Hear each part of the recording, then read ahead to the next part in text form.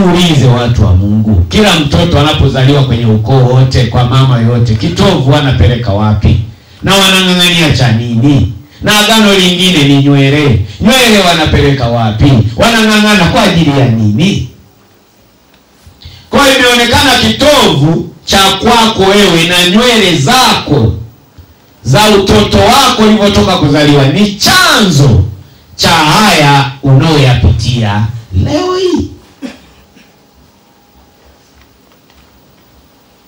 Tuko hapo, wengine hawajaye hata kueje kwa wazazi wao, kitovu waliweka wapi wazazi? Nywele walipeleka wapi?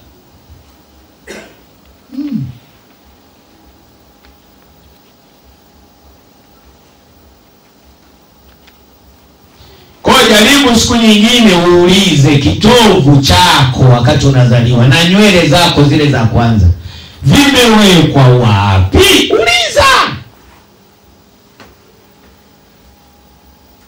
Uliza. Kwa katika maisha ya mwanadamu chini ya jua, kufaulu au kutofanikiwa kunalingana au kunatokana na nywele na kitovu vilivyoambatana na damu. Hivi wakati unazaliwa vilifanywa ibada ya namna gani?